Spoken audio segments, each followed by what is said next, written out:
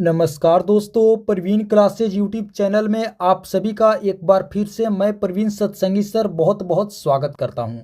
दोस्तों, आज की एक और वीडियो हम लेकर आ गए हैं रेलवे ग्रुप डी परीक्षा के लिए अति महत्वपूर्ण सामान्य ज्ञान व सामान्य विज्ञान के प्रश्नों का। जी हाँ दोस्तों, इस वीडियो में भी हम लोग देखेंगे जीके जीएस के टॉप मोस्ट इंपॉर्टेंट प्रश्न जो दोस्तों रेलवे ग्रुप डी की परीक्षा के लिए बहुत ही महत्वपूर्ण होने वाले हैं। तो आप सभी से एक रिक्वेस्ट करूंगा, इस वीडियो में आप लोग अंत तक जरूर बने रहें, सभी प्रश्नों को अच्छे से देखें, समझें और याद करें। दोस्तों, एक एक प्रश्न बहुत ही महत्वपूर्ण है रेलवे ग्रुप डी की परीक्षा के पॉइंट ऑफ व्यू से। तो आइए आज की वीडियो हम लोग शुरू करते हैं। पहला प्रश्न है, भारत का पहला टायर पार्क किस राज्य में प्रस्तावित है? दोस्तों, बतानी है कि भारत का पहला टायर पार्क किस राज्य में है। तो आप लोग याद रखेंगे पश्चिम बंगाल में। ऑप्शन सी इसका सही उत्तर होगा। भारत का पहला टायर पार्क किस राज्य में प्रस्तावित है? तो दोस्तों आप लोग याद रखेंगे पश्चिम बंगाल में। ऑप्शन सी इसका सही उत्तर होगा। चलिए आगे बढ़ते हैं। अगला प्रश्न है, यांगयाप दर्रा किस राज्य में स्थित है? दोस्तों, बतानी है कि यांगयाप दर्रा किस राज्य में है। तो आप लोग याद रखेंगे दोस्तों अरुणाचल प्रदेश में। ऑप्शन बी इसका सही उत्तर होगा। यांगयाप दर्रा किस राज्य में है? तो आप लोग याद रखेंगे अरुणाचल प्रदेश में। ऑप्शन बी इसका राइट आंसर होगा। चलिए आगे बढ़ते हैं। अगला प्रश्न है, इसरो द्वारा निर्मित पहला मानव रहित उपग्रह कौन सा था? दोस्तों, बतानी है इसरो द्वारा निर्माण किया गया पहला मानव रहित उपग्रह यानी कि दोस्तों ह्यूमन लेस सैटेलाइट। तो आप लोग याद रखेंगे आर्यभट्ट। ऑप्शन बी इसका सही उत्तर होगा। इसरो के द्वारा दोस्तों निर्माण किया गया पहला मानव रहित उपग्रह कौन सा था? तो आप लोग याद रखेंगे आर्यभट्ट। ऑप्शन बी इसका राइट आंसर होगा। चलिए आगे बढ़ते हैं। अगला प्रश्न है, डीएनए किसमें नहीं मिलता है? दोस्तों, बतानी है कि डीएनए जो है किसमें नहीं पाया जाता है। तो आप लोग याद रखेंगे राइबोसोम में। ऑप्शन बी इसका सही उत्तर होगा। दोस्तों, राइबोसोम में डीएनए नहीं पाया जाता है। आप लोग याद रखेंगे ऑप्शन बी राइबोसोम। बाकी दोस्तों केंद्रक में, लवक में और माइटोकॉन्ड्रिया में, इन तीनों में क्या होता है? डीएनए मिलता है, लेकिन राइबोसोम में नहीं मिलता है। तो ऑप्शन सी इसका राइट आंसर होगा। ऑप्शन बी इसका राइट आंसर होगा, राइबोसोम। चलिए आगे बढ़ते हैं। अगला प्रश्न है, रॉबर्ट ब्राउन अपनी किस खोज के लिए जाने जाते हैं? दोस्तों, बताने है कि रॉबर्ट ब्राउन को उनकी किस खोज के लिए जाना जाता है। तो आप लोग याद रखेंगे केंद्रक। ऑप्शन बी इसका सही उत्तर होगा। रॉबर्ट ब्राउन जिन्होंने दोस्तों केंद्रक की खोज की थी, आप लोग याद रखेंगे सन 1931 ईस्वी में। ये भी आप लोग याद रखेंगे। रॉबर्ट ब्राउन केंद्रक की खोज की थी कब? तो 1931 ईस्वी में। दोस्तों, इसी खोज के लिए रॉबर्ट ब्राउन जाने जाते हैं, केंद्रक की खोज के लिए। कब? तो 1931 ईस्वी में। आप लोग याद रखेंगे ऑप्शन बी इसका सही उत्तर होगा। चलिए आगे बढ़ते हैं। अगला प्रश्न है, हवा के द्वारा परागण को क्या कहा जाता है? दोस्तों, बतानी है कि हवा के द्वारा जो परागण होता है उसे क्या कहा जाता है। तो आप लोग याद रखेंगे एनिमोफिली। ऑप्शन सी इसका सही उत्तर होगा। हवा के द्वारा परागण को क्या कहा जाता है? तो आप लोग याद रखेंगे एनिमोफिली कहा जाता है। Option C. चलिए आगे बढ़ते हैं। अगला प्रश्न है, भारत का सबसे लंबा डबल डेकर फ्लाईओवर बिहार के किस शहर में बनाया जा रहा है? दोस्तों, बतानी है कि भारत का सबसे लंबा डबल डेकर फ्लाईओवर बिहार के किस शहर में बनाया जा रहा है? तो आप लोग याद रखेंगे पटना में। ऑप्शन सी इसका राइट आंसर होगा। दोस्तों, भारत का सबसे लंबा डबल डेकर फ्लाईओवर बिहार के पटना में बनाया जा रहा है। आप लोग याद रखेंगे ऑप्शन सी वो शहर है बिहार की राजधानी पटना। चलिए आगे बढ़ते हैं। अगला प्रश्न है, निम्न में से कौन सा एसटीडी विषाणु जनित रोग है? दोस्तों, बताने कि इनमें से कौन सा एसटीडी वायरस जनित रोग है, यानी कि दोस्तों एसटीडी वायरस से होने वाला रोग है। तो आप लोग याद रखेंगे एड्स। ऑप्शन ए इसका सही उत्तर होगा। एसटीडी वायरस से होने वाला रोग है एड्स। आप लोग याद रखेंगे ऑप्शन ए इसका राइट आंसर होगा। दोस्तों, चलिए आगे बढ़ते हैं। अगला प्रश्न है, वर्गीकी का पहला चरण है। दोस्तों, बताने है कि वर्गीकी का जो पहला स्टेज होता है, पहला चरण होता है, वो क्या होता है? तो आप लोग याद रखेंगे जीव की पहचान। ऑप्शन बी इसका सही उत्तर होगा। वर्गीकी का जो पहला चरण है वो होता है जीव की पहचान करना। ऑप्शन बी इसका राइट आंसर होगा। वर्गीकी का पहला चरण, फर्स्ट स्टेज। चलिए आगे बढ़ते हैं। अगला प्रश्न है, यूनिसेफ की पहली एनीमिया मुक्त भारत कार्यक्रम के तहत किस राज्य को पहला स्थान प्राप्त हुआ है? दोस्तों, प्रश्न कह रहा है कि यूनिसेफ की पहली एनीमिया मुक्त भारत कार्यक्रम के तहत किस राज्य को पहला स्थान प्राप्त हुआ है? तो आप लोग याद रखेंगे हरियाणा। ऑप्शन बी इसका राइट आंसर होगा दोस्तों। हरियाणा को पहला स्थान प्राप्त हुआ है यूनिसेफ की पहली एनीमिया मुक्त भारत कार्यक्रम के तहत। Option B Haryana. चलिए आगे बढ़ते हैं। अगला प्रश्न है, निम्न में से किस इकाई में दाब नहीं मापा जाता है? दोस्तों, बतानी है कि इनमें से किस इकाई में दाब को नहीं मापा जाता है? तो आप लोग याद रखेंगे न्यूटन। ऑप्शन डी इसका सही उत्तर होगा। आप लोग याद रखेंगे न्यूटन इकाई में दोस्तों दाब को नहीं मापा जाता है। बाकी ऑप्शन ए बार में मापा जाता है, ऑप्शन बी मिली बार में बिल्कुल मापा जाता है, ऑप्शन सी पास्कल में। इन तीनों में दोस्तों दाब को मापा जाता है, लेकिन दोस्तों न्यूटन में दाब को नहीं मापा जाता है। आप लोग याद रखेंगे ये दोस्तों बल का एसआई मात्रक है। आप लोग याद रखेंगे बल का एसआई मात्रक है न्यूटन। तो अतः हमारा राइट आंसर क्या होगा? ऑप्शन डी, न्यूटन में दाब को नहीं मापा जाता है। चलिए आगे बढ़ते हैं। अगला प्रश्न है, यक्षगान किस राज्य का लोक नृत्य है? दोस्तों, बताने कि यक्षगान किस राज्य का फोल्क डांस है, लोक नृत्य है? तो आप लोग याद रखेंगे कर्नाटक। ऑप्शन बी इसका राइट आंसर होगा। यक्षगान किस राज्य का लोक नृत्य है? तो आप लोग याद रखेंगे कर्नाटक। Option B. चलिए आगे बढ़ते हैं।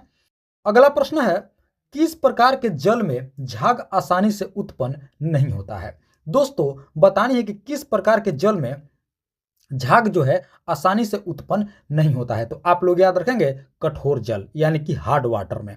ऑप्शन सी इसका राइट आंसर होगा। किस प्रकार के जल में दोस्तों झाग जो है आसानी से उत्पन्न नहीं होता है? तो आप लोग याद रखेंगे कठोर जल यानी कि हार्ड वाटर में जो है झाग आसानी से उत्पन्न नहीं होता है। ऑप्शन सी कठोर जल। चलिए आगे बढ़ते हैं। दोस्तों, अगले प्रश्न से पहले आप सभी से एक रिक्वेस्ट करूंगा कि अभी तक आप लोगों ने इस वीडियो को एक लाइक नहीं किए हैं तो प्यारे दोस्तों आप लोग इस वीडियो को एक लाइक जरूर कर देंगे। साथ ही साथ प्रवीण क्लासेज यूट्यूब चैनल पर आप लोग पहली बार विजिट किए हैं तो दोस्तों आप लोग इस चैनल को जरूर सब्सक्राइब करेंगे इसी तरह का महत्वपूर्ण प्रश्नावली वीडियो प्रतिदिन देखने के लिए। और हाँ दोस्तों, इस वीडियो में आप लोग अंत तक जरूर बने रहेंगे। आगे दोस्तों और भी बहुत ही महत्वपूर्ण प्रश्न होने वाले हैं। तो चलिए अब अगला प्रश्न देखते हैं। अगला प्रश्न है, निम्नलिखित में से किसने दिन ए इलाही धर्म की स्थापना की थी? दोस्तों, बताने कि इनमें से किस शासक ने दिन ए इलाही धर्म की स्थापना की थी? तो आप लोग याद रखेंगे अकबर। ऑप्शन ए इसका सही उत्तर होगा। आप लोग याद रखेंगे 1582 ईस्वी में।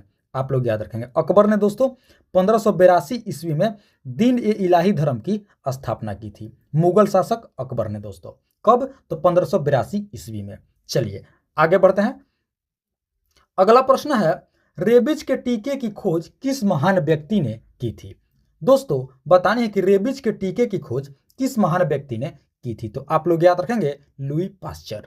ऑप्शन बी इसका सही उत्तर होगा। रेबीज के टीके की खोज किसने की थी? तो आप लोग याद रखेंगे लुई पास्चर। ऑप्शन बी इसका राइट आंसर होगा। चलिए आगे बढ़ते हैं। अगला प्रश्न है, रेगिस्तान मरुस्थल कहाँ स्थित है? दोस्तों, बताने कि रेगिस्तान मरुस्थल किस देश में है? तो आप लोग याद रखेंगे अफगानिस्तान में। ऑप्शन ए इसका सही उत्तर होगा। रेगिस्तान मरुस्थल कहाँ है? तो अफगानिस्तान में। Option A. चलिए आगे बढ़ते हैं।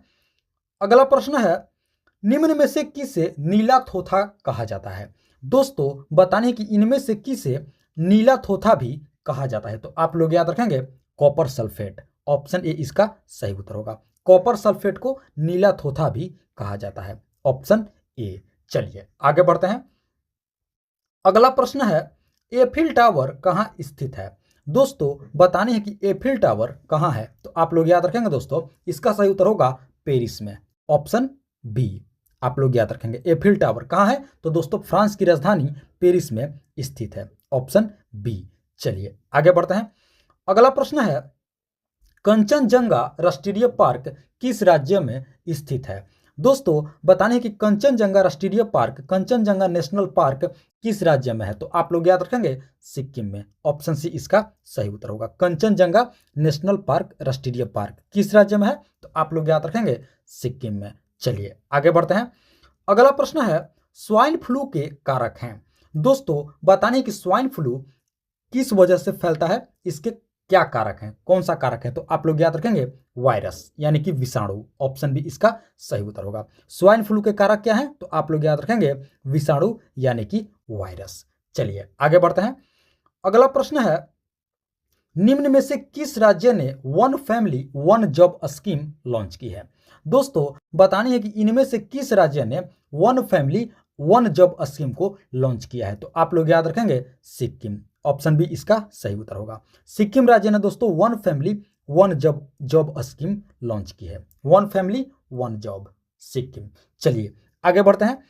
अगला प्रश्न है सवर्णों को 10% आरक्षण देने वाला भारत का पहला राज्य कौन सा है।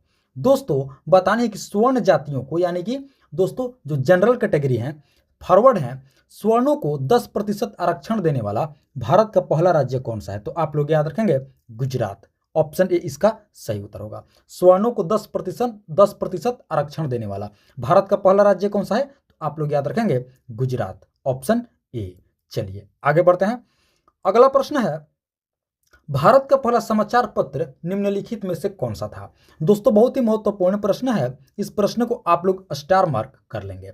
बतानी है कि भारत का पहला समाचार पत्र निम्नलिखित में से कौन सा था, तो आप लोग याद रखेंगे the Bengal gazette. Option A इसका सही उत्तर होगा। भारत का पहला समाचार पत्र दोस्तों द बंगाल गजट था। आप लोगों को दोस्तों बता दें कि जेम्स ऑगस्ट हिकी ने 1780 में इसे प्रकाशित किया था। कब किया था, 1780 ईस्वी में। आप लोग याद रखेंगे द बंगाल गजट को, जो हमारे देश का पहला समाचार पत्र था। 1780 ईस्वी में दोस्तों जेम्स ऑगस्ट हिकी ने इसे प्रकाशित किया था। आप लोग याद रखेंगे 1780 ईस्वी में। चलिए आगे बढ़ते हैं। अगला प्रश्न है भारत के राष्ट्रपति बनने से पहले इनमें से किसे भारत रत्न मिला था। दोस्तों बतानी है कि भारत के राष्ट्रपति बनने से पहले इनमें से किन्हें भारत रत्न मिला था, तो आप लोग याद रखेंगे डॉक्टर सर्वपल्ली राधाकृष्णन को। ऑप्शन बी इसका राइट आंसर होगा। डॉक्टर सर्वपल्ली राधाकृष्णन को दोस्तों राष्ट्रपति बनने से पहले इन्हें भारत रत्न दिया गया था, जो कि दोस्तों हमारे देश के दूसरे राष्ट्रपति और प्रथम उपराष्ट्रपति थे। आप लोग याद रखेंगे डॉक्टर सर्वपल्ली राधाकृष्णन हमारे देश के कौन थे, दूसरे राष्ट्रपति और प्रथम उपराष्ट्रपति। और दोस्तों भारत के राष्ट्रपति बनने से पहले इन्हें भारत रत्न दिया गया था, तो आप लोग याद रखेंगे option B doctor Sarvepalli Radhakrishnan. चलिए आगे बढ़ते हैं। अगला प्रश्न है केसरी न्यूज़पेपर के संपादक कौन थे। दोस्तों बताने हैं कि केसरी न्यूज़पेपर के कौन संपादक थे, तो आप लोग याद रखेंगे बाल गंगाधर तिलक। ऑप्शन ए इसका सही उत्तर होगा। केसरी न्यूज़पेपर के संपादक कौन थे, तो आप लोग याद रखेंगे बाल गंगाधर तिलक, जिन्हें दोस्तों लोकमान्य का उपनाम दिया गया है। आप लोग याद रखेंगे लोकमान्य बाल गंगाधर तिलक। चलिए आगे बढ़ते हैं। अगला प्रश्न है एनसीबी की स्थापना किस वर्ष की गई थी। दोस्तों बताने हैं कि एनसीबी की स्थापना कब हुई थी, तो आप लोग याद रखेंगे 1986 ईस्वी में। ऑप्शन डी इसका सही उत्तर होगा। एनसीबी की स्थापना किस वर्ष की गई थी, तो आप लोग याद रखेंगे 1986 ईस्वी में। दोस्तों एनसीबी का मतलब होता है नारकोटिक्स कंट्रोल ब्यूरो। आप लोग याद रखेंगे नारकोटिक्स कंट्रोल ब्यूरो। स्थापना कब हुई थी, तो आप लोग याद रखेंगे 1986 ईस्वी में। आप लोग याद रखेंगे। चलिए आगे बढ़ते हैं। अगला प्रश्न है शारदा एक्ट इनमें से किससे संबंधित है। दोस्तों बतानी है कि शारदा जो एक्ट है किससे संबंधित है, तो आप लोग याद रखेंगे दोस्तों बाल विवाह पर पूर्णतः रोक, इसी से संबंधित है। ऑप्शन सी इसका सही उत्तर होगा। शारदा एक्ट बाल विवाह पर दोस्तों पूर्णतः रोक से या पूर्णतः प्रतिबंध पर दोस्तों संबंधित है। प्रतिबंध से संबंधित है बाल विवाह पर। आप लोग याद रखेंगे कौन सा act, Sharda act. Option C इसका राइट आंसर होगा। चलिए आगे बढ़ते हैं। अगला प्रश्न है एसएमपीएस से क्या अभिप्राय है। दोस्तों बताने हैं कि एसएमपीएस से क्या अभिप्राय है, एसएमपीएस का क्या मतलब होता है, तो आप लोग याद रखेंगे switch mode power supply. Option D इसका राइट आंसर होगा। एसएमपीएस का क्या मतलब होता है, तो आप लोग याद रखेंगे स्विच मोड पावर सप्लाई। आप सभी को दोस्तों बता दें कि जो पुराने इन्वर्टर सिस्टम होते थे इसी पर आधारित होते थे, यानी कि एसएमपीएस पर आधारित होते थे। लेकिन दोस्तों अब जो है यूपीएस पर आधारित है। अब के दोस्तों जितने भी घर में जो इन्वर्टर लगा है वो सभी क्या है, यूपीएस पर आधारित है, यानी कि दोस्तों अनइंटरप्टेड पावर सप्लाई पर आधारित है, और पहले एसएमपीएस पर आधारित है, यानी कि स्विच मोड पावर सप्लाई। आप लोग याद रखेंगे, एसएमपीएस का यही मतलब होता है, स्विच मोड पावर सप्लाई। चलिए आगे बढ़ते हैं। अगला प्रश्न है, द्विनाम पद्धति के जनक किन्हें माना जाता है। दोस्तों बताने हैं कि द्विनाम पद्धति के जनक किसे कहा जाता है, किन्हें माना जाता है। तो आप लोग याद रखेंगे कार्ल लिनियस को। ऑप्शन सी इसका सही उत्तर होगा। द्विनाम पद्धति के जनक किन्हें माना जाता है, तो कार्ल लिनियस को। ऑप्शन सी इसका राइट आंसर होगा। चलिए आगे बढ़ते हैं। अगला प्रश्न है, मंगल ग्रह के कुल कितने चंद्रमा हैं। दोस्तों बताने हैं कि मंगल ग्रह के यानी कि मार्स के दोस्तों कुल कितने चंद्रमा हैं। तो आप लोग याद रखेंगे 2, फोबोस और डिमोस। आप लोग याद रखेंगे मंगल ग्रह के कुल कितने चंद्रमा हैं, तो 2 हैं, फोबोस और डिमोस। ऑप्शन ए इसका राइट आंसर होगा। चलिए आगे बढ़ते हैं। अगला प्रश्न है, भगवान महावीर वन्य जीव अभयारण्य किस राज्य में स्थित है। दोस्तों बतानी है कि भगवान महावीर वन्य जीव अभयारण्य किस राज्य में स्थित है। तो आप लोग याद रखेंगे गोवा में। ऑप्शन ए इसका सही उत्तर होगा। भगवान महावीर वन्य जीव अभयारण्य किस राज्य में है, तो आप लोग याद रखेंगे गोवा में है दोस्तों। ऑप्शन ए इसका राइट आंसर होगा, सही उत्तर होगा। तो दोस्तों ये थी हमारी आज की रेलवे ग्रुप डी 2025 परीक्षा के लिए अति महत्वपूर्ण सामान्य ज्ञान व सामान्य विज्ञान के प्रश्नावली वीडियो। आशा करते हैं इस वीडियो को आप लोग अंत तक जरूर देखे होंगे, सभी प्रश्नों को अच्छे से समझे होंगे और याद भी कर लिए होंगे। तो आप सभी से एक बार फिर से रिक्वेस्ट करूंगा कि इस वीडियो को अभी तक आप लोगों ने दोस्तों एक लाइक नहीं किए हैं, तो इस वीडियो को आप लोग एक लाइक जरूर करेंगे। साथ ही साथ प्रवीण क्लासेज यूट्यूब चैनल पर आप लोग पहली बार विजिट किए हैं, तो दोस्तों आप लोग इस चैनल को भी जरूर सब्सक्राइब करेंगे इसी तरह का महत्वपूर्ण प्रश्नावली वीडियो प्रतिदिन देखने के लिए। और हाँ दोस्तों, इस वीडियो को आप लोग अपने दोस्तों में भी जरूर शेयर कर देंगे। तो इस वीडियो में फिलहाल इतना ही, मिलते हैं एक और मोस्ट इंपॉर्टेंट वीडियो लेकर के। तब तक के लिए आप सभी का बहुत बहुत धन्यवाद। जय माता दी दोस्तों।